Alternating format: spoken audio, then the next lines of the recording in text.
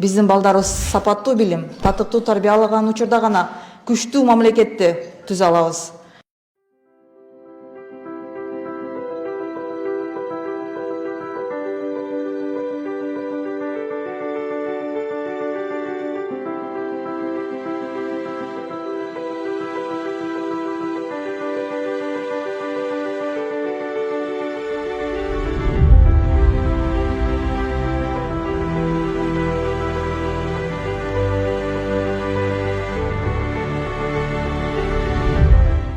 Жыйындын катышуучулары, ардактуу ата-энелер, агалар, инилер, эжелер, апалар, учурдан пайдаланып, 5 март ак калпак күнү менен куттуктаймын. Андан сырткары, эртең жаз менен кошо жарышып, 8 март аялдардын майрамы келе атат.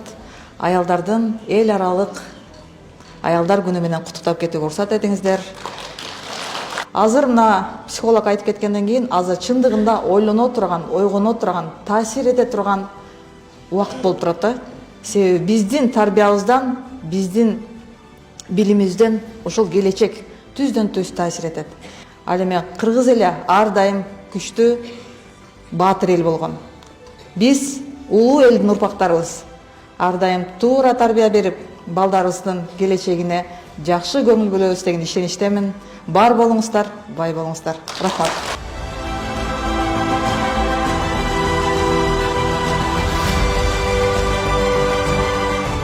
Саламатсыздарбы, урматтуу ата-энелер, мугалимдер, биринчиден эже карындаш, мугалим эжелерди 8 март аялдардын эл аралык майрамы менен куттуктап кетүүгө уруксат бериңиздер.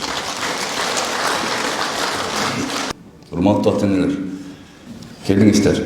Тиричилик деп жүрө бербестен, убактыбыз барында, мүмкүнчүлүк барында балдарыбызга көбүрөөк мээрим төгөйлүк, көбүрөөк көңүл бурайлык, алардын эмнеге жөндөмдүү, эмнеге жөндөмсүз жашоодо багыттарын жол көрсөткөнгө жардам берели чогуу биргеликте. Иш-чарага келген урматтуу ата-энелер, сөзүм акырын айтарым, баланын бактысы ак сарайда же бай үй бүлөдө туулганда эмес. Ал кандай эненин кучагында жарык дүйнөгө келгенинде, мээримге толгон камкор эненин кучагында туулса, демек анын бактысы ошол. Коомго салым кошкон мыкты уул кыздар мыкты тарбия алган үй бүлөдөн чыгат. Тарбия башаты үй бүлө деп айтылат. Андыктан келиңиздер, баланын келечегине кайдыгер карабай, барыбыз биргеликте ошолордун келечегине кам көрөлү. Көңүл бурганыңыздарга чоң рахмат.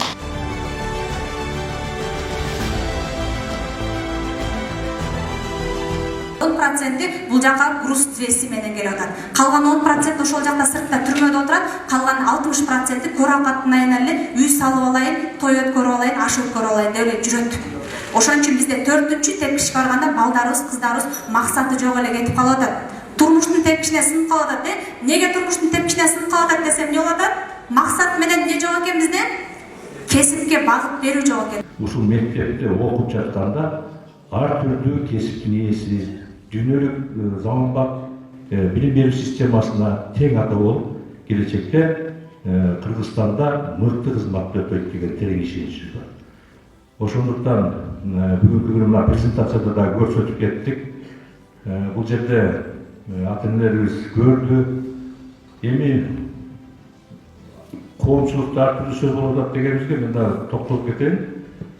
Быйыл ушул баардык 1-класстан баштап 11-класска чейин 11-ди бүткөн окуучуларыбыз да 12 жылдык өтөт экен деген туура түшүнүк болбой жатат да. Мына бүгүнкү күнү презентацияда биз көрсөттүк. Бул жерде этап менен 3 жылдын ичинде 12 жылдык окуу процессине толук кандуу өтө алабыз. Бул боюнча көптөгөн сөздөр айтылып атат. Бул башка уюмдардан алынган акча каражатын билим берүү тармагы сиңириш үчүн, ошол акчаны алыш үчүн деп. Жок, андай эмес. Бул акча каражаты биздин республикалык бюджеттен алынган акча маселеси.